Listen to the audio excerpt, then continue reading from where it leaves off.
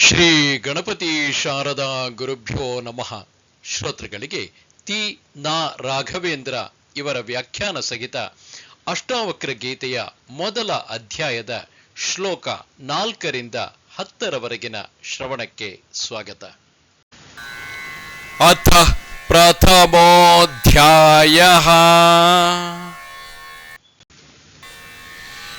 ಯದಿ ದೇಹಂ ಪೃಥಕ್ ಕೃತ್ಯಾಚಿತಿ ವಿಶ್ರಾಮ್ಯ ತಿಷ್ಠಸಿ ಅಧುನೈವ ಸುಖೀ ಶಾಂತೋ ಬಂಧಮುಕ್ತೋ ಭವಿಷ್ಯಸಿ.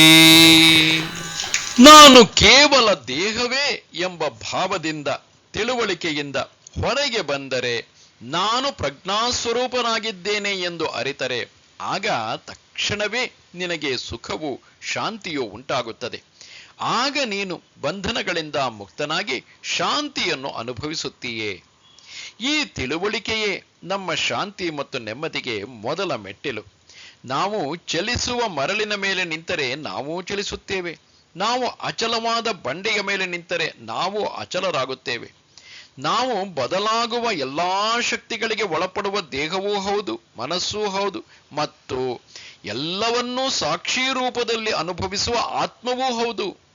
ದೇಹ, ಮನಸ್ಸು ಮತ್ತು ಆತ್ಮವನ್ನು ಬೇರೆ ಬೇರೆ ಮಾಡಲಾಗುವುದಿಲ್ಲ. ನಾವು ನಮ್ಮ ಇಂದ್ರಿಯಗಳ ಮೂಲಕವೇ ಈ ಪ್ರಪಂಚದ ವಸ್ತುಗಳ, ವ್ಯಕ್ತಿಗಳ ಮತ್ತು ವಿಷಯಗಳ ಗುಣಗಳನ್ನು ಅವುಗಳ ಸಂಪರ್ಕದ ಮೂಲಕ ಅನುಭವಿಸುತ್ತೇವೆ. ನಮ್ಮ ಮನಸ್ಸು ಇದನ್ನು ಸುಖ ಅಥವಾ ದುಃಖವೆಂದು ಪರಿಗಣಿಸುತ್ತದೆ. ಈ ಸಂವೇದನೆಗಳನ್ನು ಅನುಭವಿಸುವುದು ನಮ್ಮ ಪ್ರಜ್ಞೆ. ನಮಗೆ ಪ್ರಜ್ಞೆಯೇ ಇಲ್ಲದಿದ್ದರೆ ನಮಗೆ ಯಾವ ನೋವಾಗಲಿ ಹಿತವಾಗಲಿ ಅನುಭವವಾಗುವುದಿಲ್ಲ.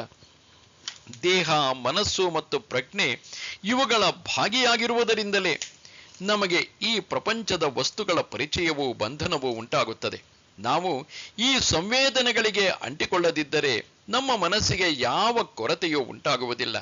ಯಾವ ನೋವು ಕೇವಲ ದೇಹದ ವೇದನೆಯಾಗುತ್ತದೆ, ನಂತರ ಶಮನವಾಗುತ್ತದೆ, ಮನಸ್ಸಿಗೆ ಅಂಟುವುದಿಲ್ಲ, ಇದರ ಬಂಧನವಿರುವುದಿಲ್ಲ. ನಮ್ಮ ಮನಸ್ಸು ಯಾವ ವಿಷಯದ, ವಸ್ತುವಿನ, ವ್ಯಕ್ತಿಯ ಮೇಲೆ ಕೇಂದ್ರೀಕರಿಸುವುದೋ ಅದರ ಗುಣಗಳನ್ನು ಹೊಂದುತ್ತದೆ. ನಮ್ಮ ಮನಸ್ಸನ್ನು ಮುನ್ನಡೆಸುವುದು, ದಾರಿ ತೋರಿಸುವುದು ನಮ್ಮ ಬುದ್ಧಿ, ಜ್ಞಾನ. ಜ್ಞಾನ ದೀಪದ ಬೆಳಕಿನಲ್ಲಿ ಮನಸ್ಸಿನ ಮಾರ್ಗ ಸುಲಭ. ಸತ್ಯವಾದ ಜ್ಞಾನ ಅತ್ಯಂತ ಮಹತ್ವವಾದುದು. ನಾವು ಕೇವಲ ದೇಹವೆಂದು ತಿಳಿದರೆ ಅದು ಅಜ್ಞಾನ. ನಮ್ಮ ದೇಹದ ಗುಣಗಳು ಅತ್ಯಂತ ಮಹತ್ವವನ್ನು ತಾಳುತ್ತವೆ. ಹಸಿವು, ಬಾಯಾರಿಕೆ, ರೋಗ ರುಜಿನಗಳು, ಬಾಲ್ಯ, ವೃದ್ಧಾಪ್ಯ ಮುಂತಾದ ಅವಸ್ಥೆಗಳು ನಮ್ಮನ್ನು ಕಾಡುತ್ತವೆ. ಯಾವಾಗಲೂ ನಾವು ನಮ್ಮ ದೇಹವನ್ನೇ ಕುರಿತು ಚಿಂತಿಸಿದರೆ ನಮ್ಮ ದೇಹವು ಶೀಘ್ರವೇ ಕಾಯಿಲೆಯನ್ನು ಹೊಂದುತ್ತದೆ. ಮನಸ್ಸಿಗೆ ಮುಂದೇನು ಎನ್ನುವ ಭಯವು ಉಂಟಾಗುತ್ತದೆ. ನಾವು ಕೇವಲ ಮನಸ್ಸು ಎಂದು ತಿಳಿದರೆ ಅದೂ ಅಜ್ಞಾನವೇ. ಆಗ ಮನಸ್ಸಿನ ಭಾವನೆಗಳು ಅತ್ಯಂತ ವ್ಯತ್ವವನ್ನು ಹೊಂದುತ್ತವೆ, ಅತ್ಯಂತ ಮಹತ್ವವನ್ನು ಹೊಂದುತ್ತದೆ. ಮನಸ್ಸೆಂದರೆ ಭಯ, ಆತಂಕ, ಅಧಿಕಾರದ ಲಾಲಸ, ಅರಿಷಡ್ವರ್ಗಗಳಾದ ಕಾಮ, ಕ್ರೋಧ, ಮೋಹ, ಮದ, ಮಾತ್ಸರ್ಯ ಇವು ತಾಂಡವವಾಡುತ್ತವೆ, ದೇಹದ ಮೇಲೆ ಪ್ರಹಾರ ಮಾಡುತ್ತವೆ. ಇದರಿಂದಲೂ ದೇಹವು ಕ್ಷೀಣಿಸುತ್ತದೆ. ಮನಸ್ಸನ್ನು ಎಲ್ಲಾ ಭಾವನೆಗಳಿಂದ ದೂರವಿಡುವುದು ಅತ್ಯಂತ ಮುಖ್ಯ. ನಾವು ಕೇವಲ ಪ್ರಜ್ಞೆಯೇ ಎಂದು ತಿಳಿಯುವುದು ಬಹಳ ಕಷ್ಟ. ದೇಹದ ಮತ್ತು ಮನಸ್ಸಿನ ಮೇಲೆ ಆಗುವ ಪರಿಣಾಮಗಳೆಲ್ಲವನ್ನೂ ನಮ್ಮ ಪ್ರಜ್ಞೆಯು ಅನುಭವಿಸುತ್ತದೆ. ನಾವು ಜೀವಂತರಾಗಿರುವವರೆಗೆ ಇದು ತಪ್ಪಿದ್ದಲ್ಲ. ನಾವು ಯಾವುದೂ ಅಲ್ಲ. ದೇಹವಿಲ್ಲದೆ ಯಾವ ಅನುಭವವೂ ಇಲ್ಲ, ಮನಸ್ಸಿಲ್ಲದೆ ಯಾವ ಬಂಧನವೂ ಇಲ್ಲ. ಎಲ್ಲವನ್ನೂ ಸಾಕ್ಷಿ ಸ್ವರೂಪದಲ್ಲಿ ನೋಡುವುದೊಂದೇ ಮಾರ್ಗ. ಆಗ ನಮ್ಮ ದೇಹದ, ಮನಸ್ಸಿನ ಮತ್ತು ಅನುಭವದ ತೀಕ್ಷ್ಣತೆಯು ಕಡಿಮೆಯಾಗುತ್ತದೆ. ಕಾಲ ಎಲ್ಲವನ್ನೂ ನುಂಗುತ್ತದೆ. ದೇಹಕ್ಕೆ ಆದಿ ಅಂತ್ಯವಿದೆ. ಹುಟ್ಟಿದ್ದು ಸಾಯುತ್ತದೆ. ಅದನ್ನು ಯಾರೂ ತಪ್ಪಿಸಲು ಸಾಧ್ಯವಿಲ್ಲ. ಈ ಸಾವಿಗೆ ಹೆದರುವುದು ಅಜ್ಞಾನ. ನಮ್ಮ ದೇಹವನ್ನು ಕಾಪಾಡಿಕೊಳ್ಳುವುದು ನಮ್ಮ ಕರ್ತವ್ಯ. ನಮ್ಮ ಮನಸ್ಸಿನಲ್ಲಿ ಯಾವ ಭಾವನೆಯೂ ಮನೆಮಾಡದಂತೆ ನೋಡಿಕೊಳ್ಳುವುದು ನಮ್ಮ ಕರ್ತವ್ಯ. ಇದಕ್ಕೆ ನಾವು ಸಾಕ್ಷಿ ಸ್ವರೂಪವನ್ನು ತಾಳಬೇಕು. ಯಾವುದು ನಮ್ಮ ಅಧಿಕಾರದಲ್ಲಿ ಇಲ್ಲದಿರುವುದರಿಂದ ಎಲ್ಲವನ್ನೂ ಅನುಭವಿಸುವುದೊಂದೇ ದಾರಿ. ಇದನ್ನು ನಾವು ಸಂತೋಷವಾಗಿ ಸ್ವೀಕರಿಸುವುದೇ ನಮ್ಮ ಬುದ್ಧಿವಂತಿಕೆ. ಪ್ರಪಂಚದ ಯಾವುದೂ ನಮ್ಮ ಅಧಿಕಾರದಲ್ಲಿಲ್ಲ. ಗಾಳಿ, ಮಳೆ, ಸಾಂಕ್ರಾಮಿಕ ರೋಗಗಳು, ಭೂಕಂಪ, ಕ್ಷಾಮ ಮುಂತಾದ ಯಾವುದೂ ನೈಸರ್ಗಿಕ ಅಪಘಾತಗಳ ಮೇಲೂ ನಮ್ಮ ನಿಯಂತ್ರಣವಿಲ್ಲ. ಹೀಗಾಗಿ ನಮ್ಮ ದೇಹದ ಮೇಲೆ ನಮಗೆ ಯಾವ ನಿಯಂತ್ರಣವೂ ಇಲ್ಲ. ಜಾಗೃತೆಯಾಗಿ ಇರುವುದು ಮಾತ್ರ ನಮ್ಮ ಕರ್ತವ್ಯ. ದೇಹದ ಶಾಶ್ವತತೆ ಅಸಾಧ್ಯ. ಯಾವಾಗ ಏನು ಬೇಕಾದರೂ ಆಗಬಹುದು. ಇದಕ್ಕೆ ಯಾವ ಭರವಸೆಯೂ ಇಲ್ಲ. ಸಾಕ್ಷಿ ಸ್ವರೂಪವು ನಮ್ಮ ಆತ್ಮದ ಸ್ವರೂಪ. ಜನನ ಮರಣವಿಲ್ಲದ, ಚ್ಯುತಿ ಇಲ್ಲದ ಆತ್ಮದ ಗುಣವೇ ಶಾಂತಿ ಮತ್ತು ನೆಮ್ಮದಿ. ನಾವು ಆತ್ಮಭಾವದಲ್ಲಿ ಇರುವುದೇ ನಮ್ಮ ಶಾಂತಿಗೆ, ನೆಮ್ಮದಿಗೆ ಮಾರ್ಗ. ನಮ್ಮ ದೇಹವನ್ನು, ಅದರ ಕಾರ್ಯವೈಖರಿಯನ್ನು ನಾವು ಸಾಕ್ಷಿ ರೂಪದಲ್ಲಿ ನೋಡಬಹುದು. ನಮ್ಮ ದೇಹವು ಒಂದು ಯಂತ್ರದಂತೆ ಕಾರ್ಯವನ್ನು ನಿರ್ವಹಿಸುತ್ತದೆ. ನಾವು ನಮ್ಮ ಮನಸ್ಸಿನಲ್ಲಿ ಹಾದು ಹೋಗುವ ಭಾವನೆಗಳನ್ನು ಸಾಕ್ಷಿ ರೂಪದಲ್ಲಿ ನೋಡಬಹುದು. ಆಗ ನಾವು ಮನಸ್ಸಿನ ಆಘಾತಗಳಿಂದ ದೂರವಾಗುತ್ತೇವೆ. ನಮ್ಮ ಗತ ಜೀವನವನ್ನೇ ಸಾಕ್ಷಿ ರೂಪದಲ್ಲಿ ನೋಡಬಹುದು. ಇದೇ ಧ್ಯಾನ, ಅನಾಸಕ್ತಿ ಯೋಗ. ನಾವು ಸಿನೆಮಾದಲ್ಲಿ ಪರದೆಯಲ್ಲಿ ಹಾದು ಹೋಗುವ ದೃಶ್ಯಗಳನ್ನು ನೋಡುವಂತೆ ನಮ್ಮ ಮನಸ್ಸಿನಲ್ಲಿ ಹಾದು ಹೋಗುವ ಭಾವನೆಗಳನ್ನು, ದೃಶ್ಯಗಳನ್ನು ನಾವು ಸಾಕ್ಷಿ ರೂಪದಲ್ಲಿ ನೋಡಬಹುದು. ಸಿನಿಮಾದ ಪರದೆಯಲ್ಲಿ ನಡೆಯುವುದನ್ನು ನಿಜವೆಂದು ತಿಳಿದು ಅಳುವವರೂ ಇದ್ದಾರೆ. ಹಾಗೆಯೇ ಈ ನಮ್ಮ ಜೀವನವು ಒಂದು ನಾಟಕವೇ ಆಗಿದೆ. ನಾವು ಅನೇಕ ಪಾತ್ರಧಾರಿಗಳಾಗುತ್ತೇವೆ. ತಂದೆಯಾಗಿ, ತಾಯಿಯಾಗಿ, ಮಗನಾಗಿ, ಮಗಳಾಗಿ, ಗಂಡನಾಗಿ, ಹೆಂಡತಿಯಾಗಿ, ಸೇವಕನಾಗಿ, ಮಾಲೀಕನಾಗಿ, ರಾಜನಾಗಿ, ಮೂರ್ಖನಾಗಿ ಅನೇಕ ಪಾತ್ರಗಳನ್ನು, ಮುಖವಾಡಗಳನ್ನು ಧರಿಸಿ ಎಲ್ಲವೂ ನಿಜವೆಂಬಂತೆ ವರ್ತಿಸುತ್ತೇವೆ. ಆದರೆ ನಾವು ಯಾವುದೂ ಅಲ್ಲ.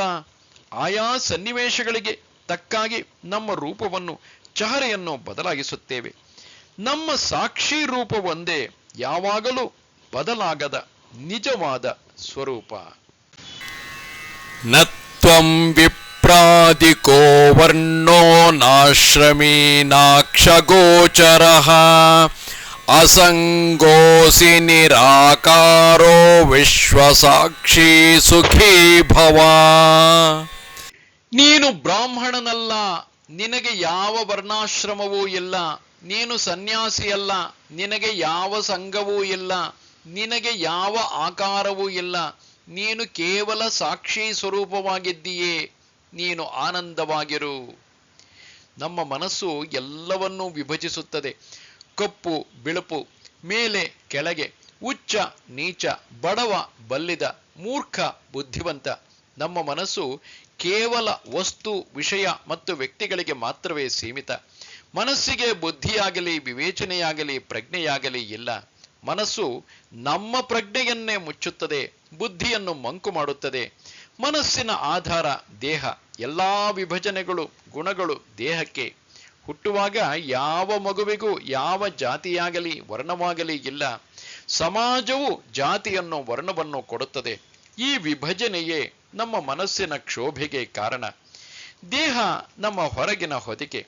ಇದನ್ನು ನಾವು ಸಾಕ್ಷಿ ಸ್ವರೂಪವಾಗಿ ನೋಡಬಹುದು. ಮನಸ್ಸು ನಮ್ಮ ಇಂದ್ರಿಯ. ನಮ್ಮ ಮನಸ್ಸಿನಲ್ಲಿ ಹಾದು ಹೋಗುವ ಯೋಚನೆಗಳನ್ನು, ಭಾವನೆಗಳನ್ನು, ದೃಶ್ಯಗಳನ್ನು ನಾವು ಸಾಕ್ಷಿ ರೂಪವಾಗಿ ನೋಡಬಹುದು. ಇದೇ ಧ್ಯಾನ. ಪಾತಂಜಲಿ ಯೋಗ ಸೂತ್ರದ ಮೂಲ ತತ್ವ. ಸಾಕ್ಷಿ ಸ್ವರೂಪವು ನಮ್ಮ ಆತ್ಮದ ಸ್ವರೂಪ. ಪ್ರಜ್ಞೆ ಮತ್ತು ಪ್ರಾಣ ಆತ್ಮದ ಗುರುತು, ಆತ್ಮದ ಗುಣ, ಆತ್ಮದ ಸ್ವರೂಪ. ಆತ್ಮದ ಇನ್ನೊಂದು ಸ್ವರೂಪವೆಂದರೆ ಆನಂದ. ಇದು ನಿನ್ನ ನಿಜವಾದ ರೂಪ, ಸ್ವರೂಪ. ಇಷ್ಟನ್ನು ನೀನು ಅರಿತರೆ ನಿನ್ನ ಜೀವನದ ರೀತಿಯು ಬದಲಾಗುತ್ತದೆ. ನಿನ್ನ ದೃಷ್ಟಿಕೋನವು ಬದಲಾಗುತ್ತದೆ. ನೀನು ಆನಂದವಂತನಾಗುತ್ತೀಯೇ. ನೀನು ನಿನ್ನ ಮೂಲ ಸ್ವರೂಪವನ್ನು ಹೊಂದುತ್ತೀಯ. ಆತ್ಮವು ಜ್ಯೋತಿ ಇದ್ದಂತೆ. ಜ್ಯೋತಿ ಎಂದರೆ ಬೆಳಕು. ಅದು ಯಾವ ಆಕಾರವನ್ನು ಬೇಕಾದರೂ ತಾಳುತ್ತದೆ. ಅದಕ್ಕೆ ನಿರ್ದಿಷ್ಟ ರೂಪವಿಲ್ಲ, ಬಣ್ಣವಿಲ್ಲ. ಜ್ಯೋತಿಯು ಸುತ್ತಲಿರುವ ಕವಚದ ಆಕೃತಿಯನ್ನು, ಬಣ್ಣವು ಜ್ಯೋತಿಯ ಬೆಳಕನ್ನು ಪಡೆಯುತ್ತದೆ. ಅಂದರೆ ಜ್ಯೋತಿಯು ಸುತ್ತಲಿರುವ ಕವಚದ ಆಕೃತಿಯನ್ನು, ಬಣ್ಣವನ್ನು, ಆ ಜ್ಯೋತಿಯು ಬೆಳಕನ್ನು ಪಡೆಯುತ್ತದೆ. ಆತ್ಮವು ದೇಹದಲ್ಲಿರುವ ತನಕ ದೇಹವು ಒಬ್ಬ ವ್ಯಕ್ತಿ ಎನ್ನಿಸುತ್ತದೆ. ಪ್ರಾಣ, ಪ್ರಜ್ಞೆ, ಜ್ಞಾನ, ಮನಸ್ಸು, ಬುದ್ಧಿ ಎಲ್ಲವೂ ಸಂಯೋಜನೆಗೊಂಡು ಕೆಲಸ ಮಾಡುತ್ತದೆ. ಪ್ರಾಣವು ದೇಹವನ್ನು ತ್ಯಜಿಸಿದ ತಕ್ಷಣವೇ ಎಲ್ಲವೂ ಸ್ತಬ್ಧವಾಗಿ ನಾಶವಾಗುತ್ತದೆ. ನಾವು ಆತ್ಮವೇ ಹೊರತು ದೇಹವಲ್ಲ. ಆತ್ಮವು ಅವ್ಯಕ್ತವಾದರೂ ಅದು ಸತ್ಯ. ದೇಹವು ವ್ಯಕ್ತವಾದರೂ ಅದು ಅಸತ್ಯವೇ ಆಗಿದೆ. ನಮ್ಮ ಎಲ್ಲಾ ಸಂಬಂಧಗಳು ದೇಹದೊಡನೆ, ಎಲ್ಲಾ ಸಂಸಾರ ಸಂಬಂಧಗಳು, ಗಂಡ ಹೆಂಡತಿ, ಮಗ ಮಗಳು, ತಂದೆ ತಾಯಿ, ಮಿತ್ರ ಶತ್ರು, ಆಸ್ತಿ ಅಂತಸ್ತು ಅಧಿಕಾರ ಎಲ್ಲವೂ ದೇಹವಿರುವ ತನಕ, ಆತ್ಮವು ದೇಹದಲ್ಲಿ ನೆಲೆಸಿರುವ ತನಕ ಆತ್ಮಕ್ಕೆ ಯಾವ ಸಂಬಂಧವಾಗಲಿ ಬಂಧನವಾಗಲಿ ಇಲ್ಲ. ಆತ್ಮವು ಅಸಂಗವಾಗಿದೆ. ಇದು ವಿಚಿತ್ರವಾದರೂ ನಂಬಲು ಅಸಾಧ್ಯವಾದರೂ ಇದು ನಿಜ ಜೀವನದ ಸತ್ಯ. ಆತ್ಮವು ಎಲ್ಲವನ್ನೂ ನೋಡುತ್ತದೆ, ಕೇಳುತ್ತದೆ, ಸವಿಯುತ್ತದೆ ಮತ್ತು ಎಲ್ಲವನ್ನೂ ತಿಳಿಯುತ್ತದೆ.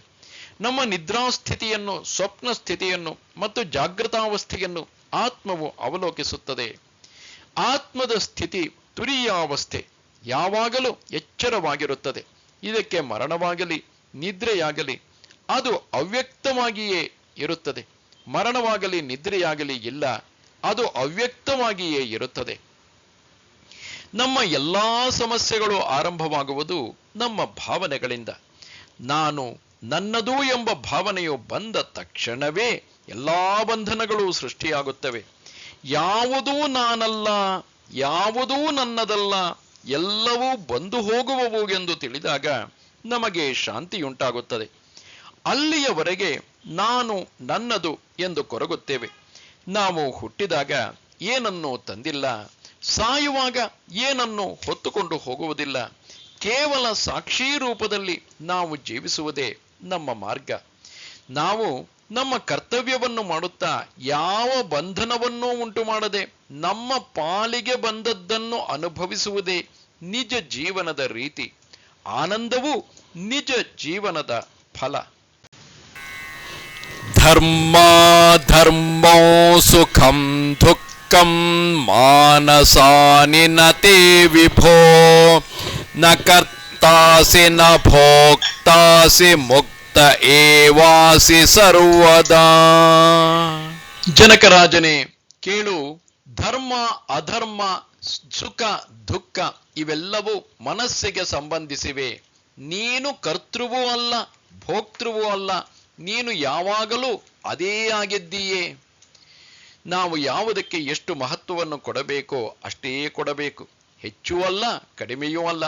ನಮ್ಮ ಮನಸ್ಸಿನ ಆದೇಶವಿಲ್ಲದೆ ನಮ್ಮ ಯಾವ ಇಂದ್ರಿಯವೂ ಕೆಲಸ ಮಾಡುವುದಿಲ್ಲ. ದೇಹ ಒಂದು ಯಂತ್ರ.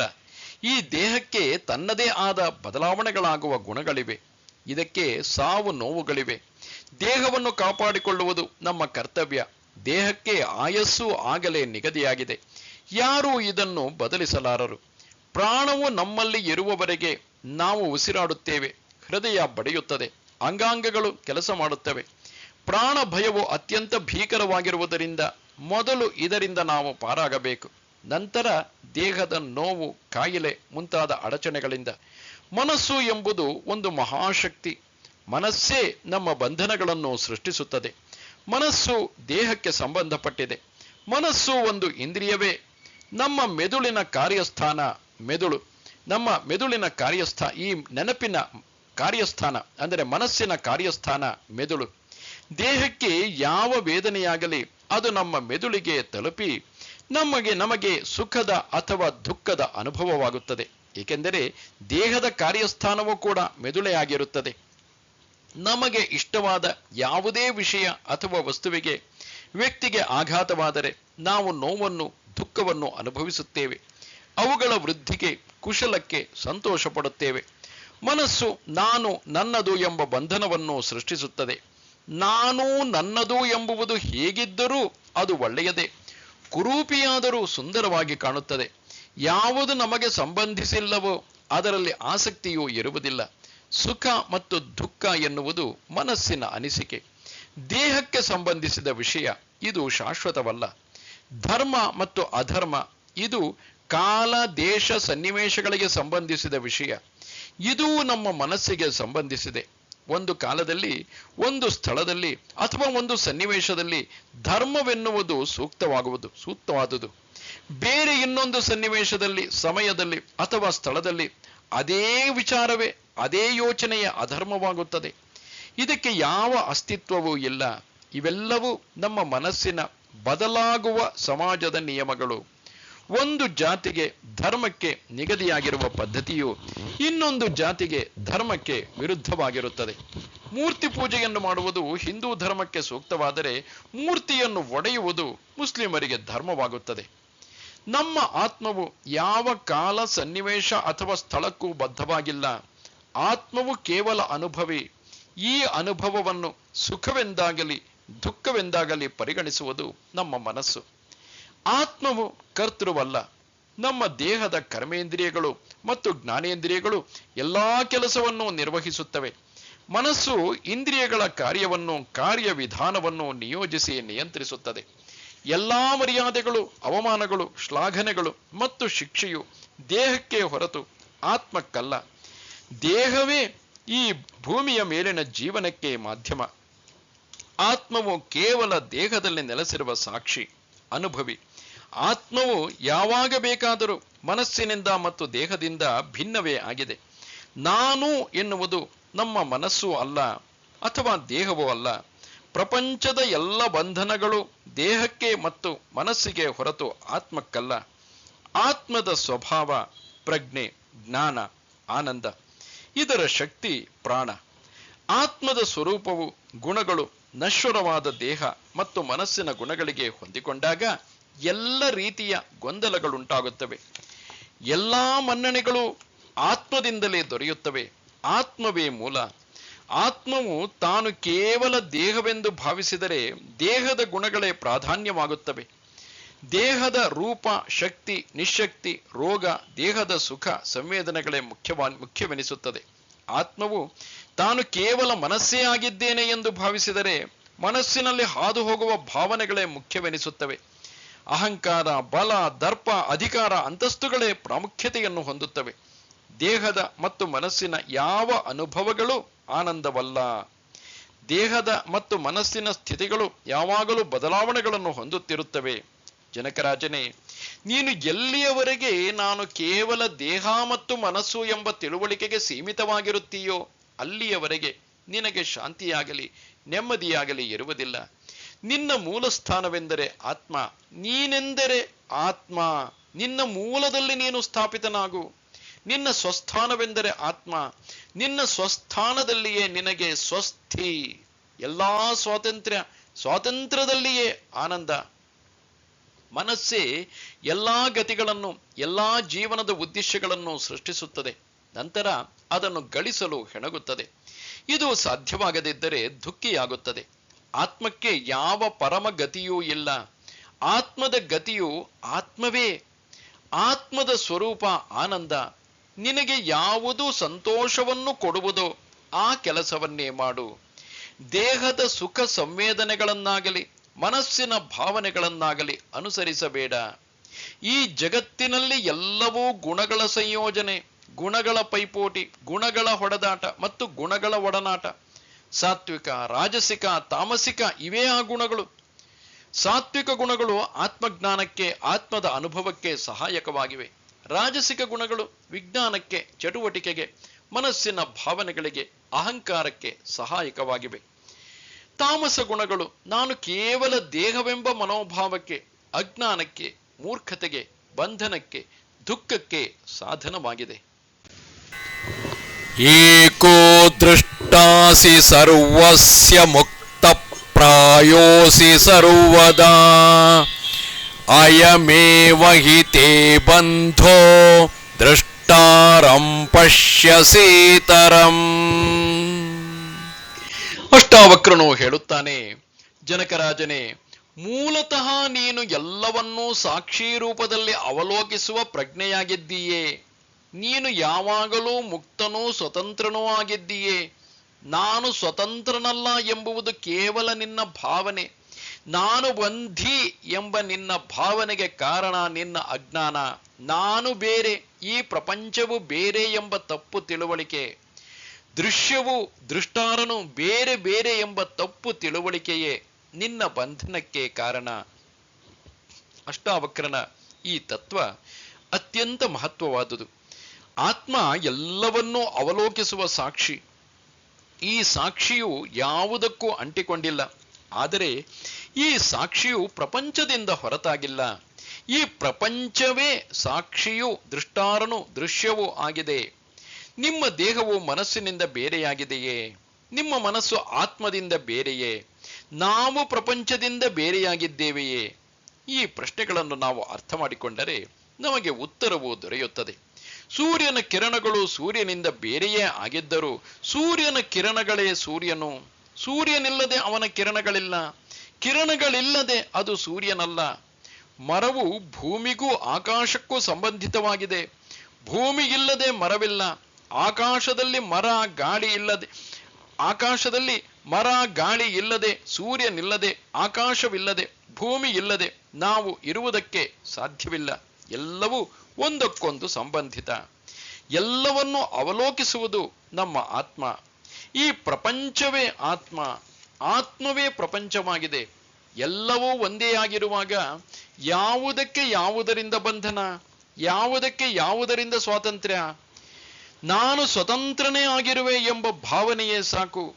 ನೀನು ಸ್ವತಂತ್ರನಾಗಿದ್ದೀಯೇ, ಎಲ್ಲವೂ ಆತ್ಮವೇ.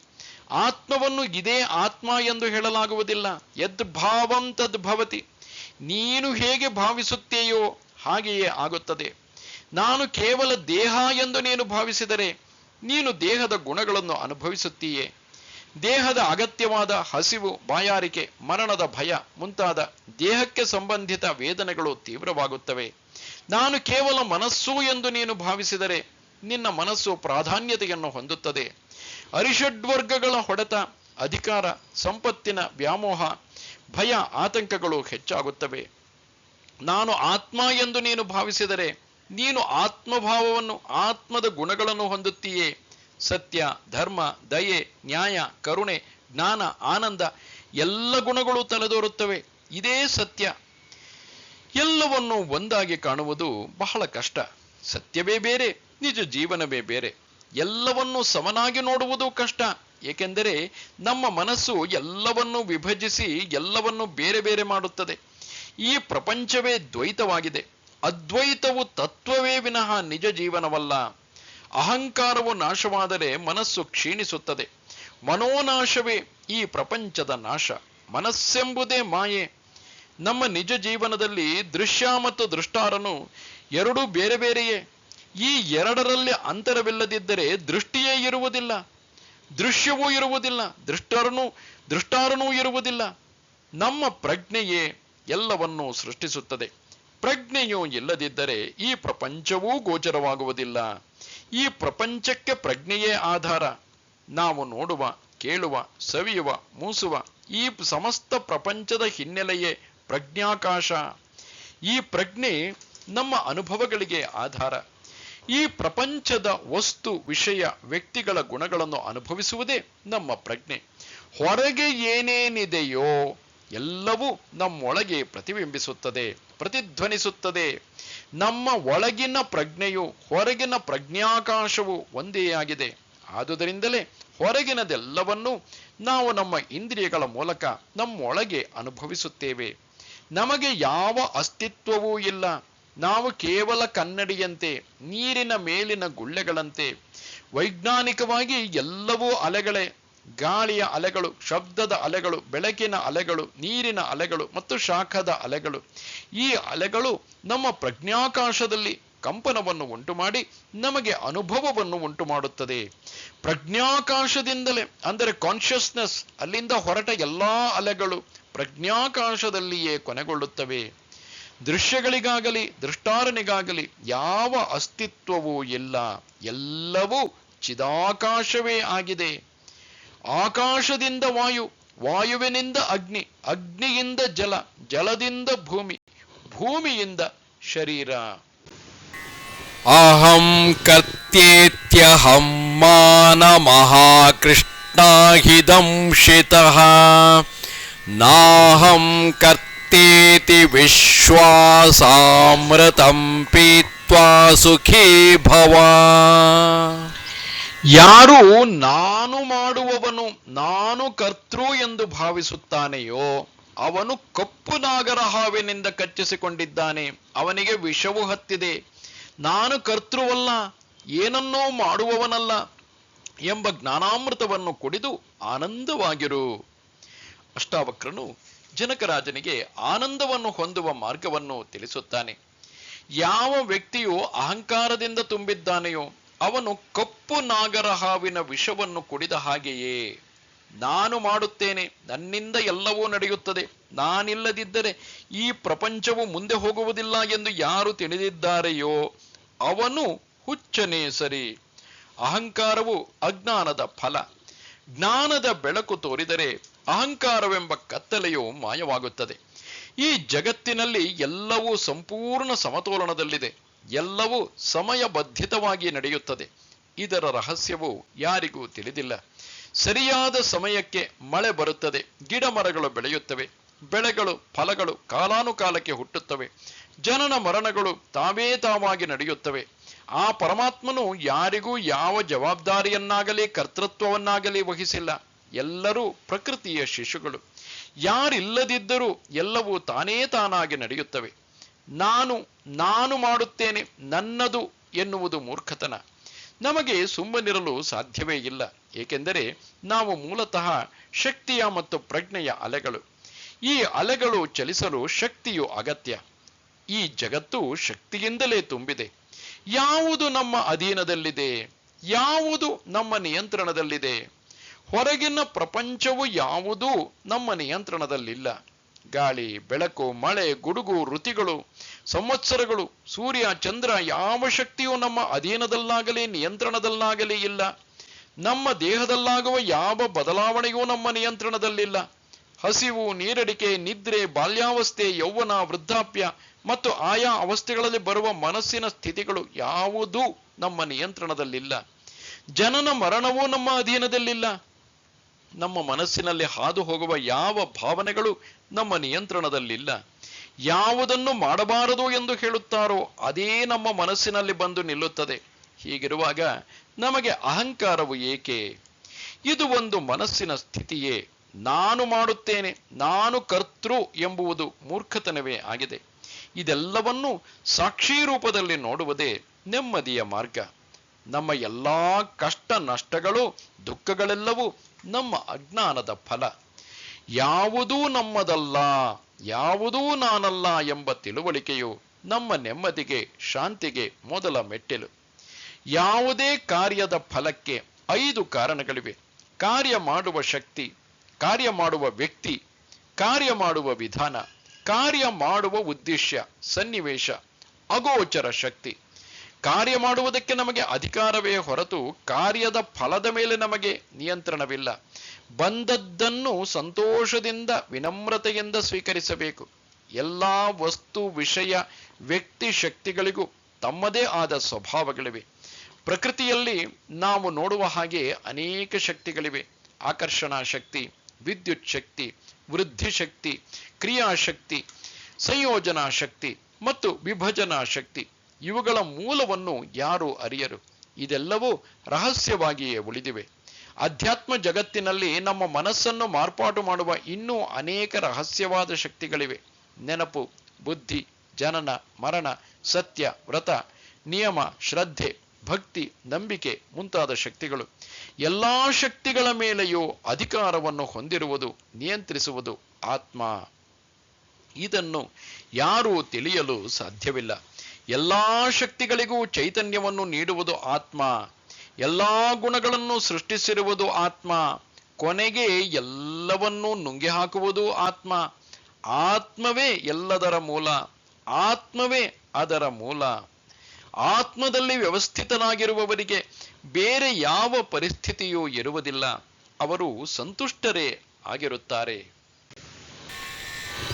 ಏಕೋ ವಿಶುದ್ಧ ಬೋಧೋಹಮಿತಿ ನಿಶ್ಚಯವನ್ಹಿನಾ ಪ್ರಜ್ವಾಲ್ಯಾಜ್ಞಾನಗಹನಂ ವೀತಶೋಕಸುಖೀ ಭವ.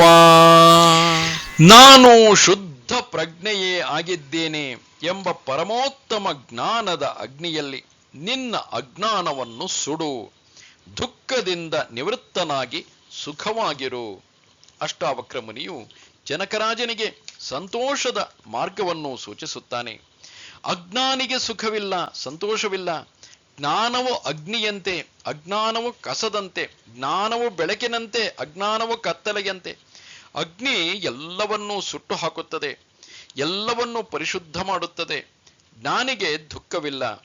ಎಲ್ಲಿಯವರೆಗೆ ನಾವು ನಶ್ವರವಾದ, ಬದಲಾಗುವ, ನಾಶವಾಗುವ ವಸ್ತುಗಳಿಗೆ, ವ್ಯಕ್ತಿಗಳಿಗೆ, ವಿಷಯಗಳಿಗೆ ಬದ್ಧರಾಗಿರುತ್ತೇವೆಯೋ, ಅವುಗಳನ್ನು ನಿಜವೆಂದು ತಿಳಿದಿರುತ್ತೇವೆಯೋ, ಅಲ್ಲಿಯವರೆಗೆ ನಮ್ಮ ಮನಸ್ಸಿಗೆ ಸುಖವೂ ಇಲ್ಲ, ಶಾಂತಿಯೂ ಇಲ್ಲ. ನಮ್ಮ ಸಾಮಾನ್ಯ ಬುದ್ಧಿಗೂ ಯಾವುದು ಸತ್ಯ, ಯಾವುದು ಮಿಥ್ಯ ಎಂಬುದು ತಿಳಿಯುತ್ತದೆ. ಪ್ರಜ್ಞಾಹೀನ ಸ್ಥಿತಿಯಲ್ಲಿ ನಮ್ಮ ಬುದ್ಧಿಯು, ನೆನಪು ಕೆಲಸ ಮಾಡುವುದಿಲ್ಲ. ನಾವು ಮುಕ್ಕಾಲು ಭಾಗ ನಮ್ಮ ಜೀವನವನ್ನು ಅಭ್ಯಾಸದ ಮೇಲೆಯೇ ಜೀವಿಸುತ್ತೇವೆ. ಎಲ್ಲವನ್ನೂ ಯಂತ್ರದಂತೆ ಮಾಡುತ್ತೇವೆ. ಅಭ್ಯಾಸದ ನೆರಳಿನಲ್ಲಿ ನಮಗೆ ಬುದ್ಧಿಯ ಅವಶ್ಯಕತೆಯೂ ಇರುವುದಿಲ್ಲ. ಜ್ಞಾನವೆಂದರೇನು? ನಾವು ಓದುವುದು, ಕೇಳುವುದು ಜ್ಞಾನವಲ್ಲ. ನಾವು ಪ್ರಜ್ಞಾಪೂರ್ವಕವಾಗಿ ಅನುಭವಿಸುವುದೇ ಜ್ಞಾನ. ಪ್ರಜ್ಞಾಕಾಶದಿಂದ ಹೊರಬರುವುದು ಜ್ಞಾನ. ಪ್ರಜ್ಞೆಯಿಲ್ಲದ ಅನುಭವಗಳು ನಮ್ಮ ಜ್ಞಾನವಾಗುವುದಿಲ್ಲ. ನಿದ್ರೆಯಲ್ಲಿ ನಾವು ಅನುಭವಿಸುವ ಸ್ವಪ್ನಗಳು ಜ್ಞಾನವಾಗುವುದಿಲ್ಲ. ನಾವು ನಿದ್ರೆಯಲ್ಲಿ ಪ್ರಜ್ಞಾಶೂನ್ಯನಾಗಿರುತ್ತೇವೆ. ಜ್ಞಾನವು ದೀಪದಂತೆ ನಮ್ಮ ಅಜ್ಞಾನದ ಅಂಧಕಾರವನ್ನು ತೊಲಗಿಸುತ್ತದೆ. ಜ್ಞಾನದ ಪ್ರಕಾಶವಿಲ್ಲದೆ ನಮ್ಮ ಮನಸ್ಸು ಸರಿಯಾಗಿ ಕೆಲಸ ಮಾಡಲು ಸಾಧ್ಯವಿಲ್ಲ. ಪ್ರಜ್ಞೆಯು ಯಾವಾಗಲೂ ಪ್ರಕೃತದಲ್ಲಿಯೇ ಇರುತ್ತದೆ. ಮನಸ್ಸು ಯಾವಾಗಲೂ ಹಿಂದಿನ ಅಥವಾ ಮುಂದಿನ ಕಾಲದಲ್ಲಿ ಮುಳುಗಿರುತ್ತದೆ. ಆತ್ಮದ ಸ್ವರೂಪ ಅಥವಾ ಅದರ ಗುಣ ಪ್ರಜ್ಞೆ. ಈ ಪ್ರಜ್ಞೆಯನ್ನು ನಮ್ಮ ಮನಸ್ಸು ಮತ್ತು ಹೊರಗಿನ ಪ್ರಪಂಚದ ವಸ್ತುಗಳು, ವಿಷಯಗಳು, ವ್ಯಕ್ತಿಗಳು ಮುಚ್ಚಿರುತ್ತವೆ. ನಾವು ಈ ಪ್ರಪಂಚದ ಗೊಂದಲಗಳಿಂದ ಹೊರಬಂದಾಗ ಮತ್ತು ನಮ್ಮ ಮನಸ್ಸಿನ ಭಾವನೆಗಳಿಂದ ಮುಕ್ತರಾದಾಗ ನಮಗೆ ನಮ್ಮ ಪ್ರಜ್ಞೆಯ ಗೋಚರವಾಗುತ್ತದೆ. ಈ ಪ್ರಜ್ಞೆಯು ಯಾವಾಗಲೂ ಎಚ್ಚರವಾಗಿಯೇ ಇರುತ್ತದೆ. ನಮ್ಮ ಮನಸ್ಸು ನಿರ್ಮಲವಾದಾಗ ಪ್ರಜ್ಞೆಯ ರೂಪವನ್ನೇ ತಾಳುತ್ತದೆ. ನಮ್ಮ ಪ್ರಜ್ಞೆಯು ಭಾವನೆಗಳಿಂದ ತುಂಬಿದಾಗ ಮನಸ್ಸಿನ ರೂಪವನ್ನು ತಾಳುತ್ತದೆ. ನಿರ್ಮಲ ಮನಸ್ಸೇ ನಮ್ಮ ಚಿತ್ತ. ಮನಸ್ಸು ಶುದ್ಧವಾಗಬೇಕಾದರೆ ನಮ್ಮ ಚಿತ್ತಶುದ್ಧಿಯು ಅಗತ್ಯ. ಚಿತ್ತಶುದ್ಧಿಯೇ ಆನಂದದ ರೂಪ. ನಮ್ಮ ಮನಸ್ಸೆಂದರೆ ಭಾವನೆಗಳು, ದೃಶ್ಯಗಳು, ನಮ್ಮ ಊಹೆಗಳು, ನಮ್ಮ ಕಲ್ಪನಾ ಪ್ರಪಂಚ. ಈ ನಮ್ಮ ಮನಸ್ಸಿನ ಚಾಲನೆಯನ್ನು ನಾವು ಗಮನಿಸಿದರೆ ಮನಸ್ಸು ಸ್ತಬ್ಧವಾಗುತ್ತದೆ. ಯತ್ರ ವಿಶ್ವಮಿದಂ ಭಾತಿ ಕಲ್ಪಿತಂ ರಜ್ಜು ಸರ್ಪವತ್ ಆನಂದ ಪರಮಾನಂದ ಸಬೋಧಸ್ತ್ವಂ ಸುಕಂಚರ. ಈ ಪ್ರಪಂಚವೆಂಬ ಕಲ್ಪಿತವಾದ ಸರ್ಪವು ನಮಗೆ ಒಂದು ಹಗ್ಗದಂತೆ ಗೋಚರವಾದಾಗ ಅದೇ ನಮ್ಮ ಆನಂದದ ಅನುಭವವಾಗುತ್ತದೆ. ನೀನೇ ಆ ಜ್ಞಾನಿಯು. ಈ ಪ್ರಪಂಚವೆಂಬ ಹಗ್ಗವು ಒಂದು ಕಲ್ಪಿತವಾದ ಸರ್ಪದಂತಿದೆ. ಇದನ್ನು ಅರಿತು ನೀನು ಸುಖಿಸುತ್ತೀಯೇ. ನಾವು ಒಂದು ಹಗ್ಗವನ್ನೇ ಹಾವೆಂದು ತಿಳಿದರೆ ನಮಗೆ ಭಯದಿಂದ ಬೆವರು ಬರುತ್ತದೆ. ಎಲ್ಲಿ ಹಾವು ಕಚ್ಚಿ ದೇಹಕ್ಕೆ ಸಾವು ಸಂಭವಿಸಬಹುದೋ ಎಂಬ ಭಯ. ಮನಸ್ಸು ಏನೆಲ್ಲವನ್ನೂ ಕಲ್ಪಿಸಿ ದೇಹವನ್ನು ಕಾಪಾಡಲು ಮುಂದಾಗುತ್ತದೆ.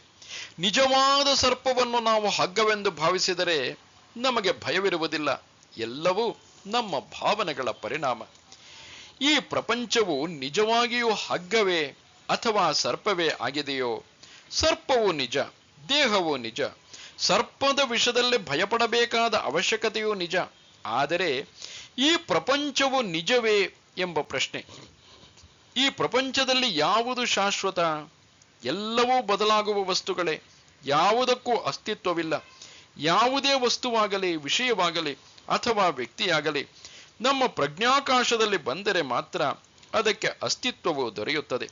ಯಾವುದು ನಮ್ಮ ಪ್ರಜ್ಞಾಕಾಶದಲ್ಲಿ ಯಾವುದು ನಮ್ಮ ಪ್ರಜ್ಞಾಕಾಶದಲ್ಲಿ ಸುಳಿಯುವುದಿಲ್ಲವೋ ಅದು ನಮ್ಮ ಮನಸ್ಸಿನಿಂದ ದೂರವಾಗಿಯೇ ಉಳಿಯುತ್ತದೆ. ಎಲ್ಲಾ ವಸ್ತುಗಳ ಮಹತ್ವವು ನಮ್ಮ ಕಲ್ಪನೆಯೇ. ನಾವು ಚಿನ್ನಕ್ಕೆ ಮಹತ್ವವನ್ನು ಕೊಡದಿದ್ದರೆ ಅದು ಮಣ್ಣಿಗೆ ಸಮಾನ. ನಾವು ಮಣ್ಣಿಗೆ ಮಹತ್ವವನ್ನು ಕೊಟ್ಟರೆ ಅದು ಚಿನ್ನಕ್ಕೆ ಸಮಾನ. ಎಲ್ಲವೂ ನಮ್ಮ ಕಲ್ಪನೆಯ ಮೇಲೆ ಅವಲಂಬಿತವಾಗಿದೆ.